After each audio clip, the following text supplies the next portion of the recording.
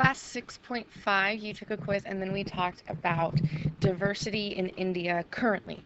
All sorts of different languages. We said 22 major languages with over 1,500 different dialects, 4 major ethnic groups, and 70 subcategories, and 5 major religions. Today, 80% of the population is Hindu, 13% Muslim, 2% Christian, 2% Sikh, and 1% Buddhist. And this diversity plays a really big role in understanding India in its relation to empire, specifically the British Empire. Before we can talk about the British Empire, we'll go back to about the 1600s and the Mughal Empire, the Mughal Emperor. This is where the word Mughal comes from. These were emperors, princes. Many of them were Muslim. And similar to the Holy Roman Empire, where we've discussed small territories, lots of individual princes. So that was the dominant power throughout India in the 1600s. And then the French show up, the British show up, all interested in getting the resources in India. Now, with the British, it's not going to be necessarily the British government, but it is the British East India Company. So we've talked about the Dutch East India Company created to get spices from Indonesia. This is the same thing. It is a joint stock company, private company, but it does have the consent, it has a thumbs up from the British government, because the company will go in, the company will get all the resources, and the British government, the British people, will benefit. This would be a great example of indirect rule in imperialism, where it's not a nation, it's not a government or a country that is controlling, but it is through someone else. It is a company using its few employees and using mostly local labor.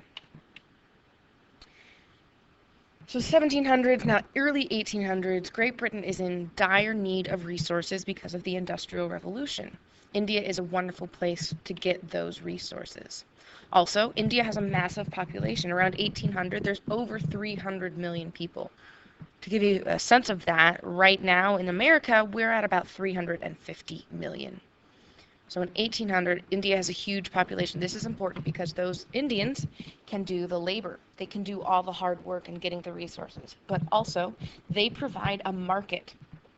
So all of those raw materials go back to Europe, made into finished products, and those finished products come back and are sold to the Indians. Because this is hugely beneficial to the British East India Company and in turn the British government, they start creating laws that make it really difficult for India to ever gain independence. They create systems that only the British companies can purchase the resources. Only the British companies will be able to provide services. Some of the raw materials that are so important to India are cotton. Cotton will play a big role in India's independence. Jute to make ropes. Indigo, which is a dye. Coffee, tea, and opium. These are opium poppies. Opium is a drug that was popular in the 1800s. And opium grown in India will actually play a big role in other parts of the globe in relation to the British Empire. So all of these raw materials, India is very, very large. In order to be efficient, they need a smooth transportation system, and so the British will bring in trains. They will take the raw materials out. They will bring finished products in.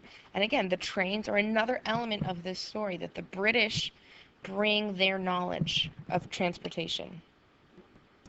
Not only can you put materials on trains, you can also put people. So traveling, and from the British perspective, sending their business associates and soldiers. So we watched a couple clips from a program called The Tracks of Empire about the impact of trains in India. You can check those out on YouTube or over in the other links. So this brings us up to 1857. In general, after over a century of rule by a British company, the Indians aren't pleased, understandably. Sepoys, This is the name for the soldiers that work for the British East India Company. We talked about this in Congo with the Force Publique. They're like rent-a-cops, but for a company, except they're actually very, very tough. The sepoys are Indian citizens. They are Indian people working for this British company. And we go back to the diversity thing, where the Indians at the time were pretty well split between Hindus and Muslims. So we have Hindus and Muslims who are soldiers for the British East India Company. In 1857, these sepoys, these soldiers, are going to rebel, and the spark that starts this whole episode is new cartridges. The British East India Company purchases new cartridges for the soldiers.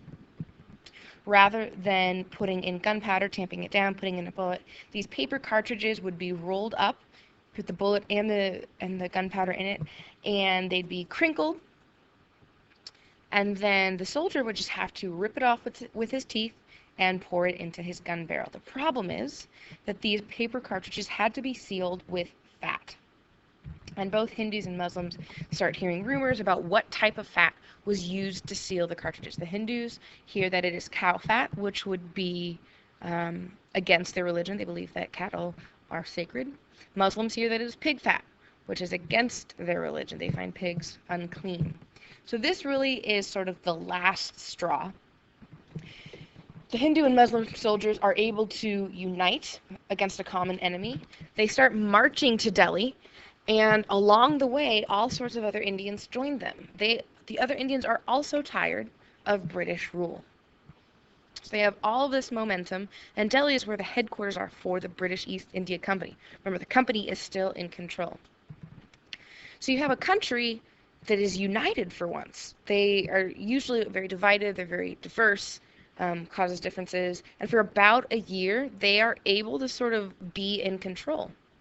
But in that year, the British government panics, because if these Indians take over, once again, Britain loses their resources. So the British government decides to get involved, and they send the British Army, not just a company, but from the government.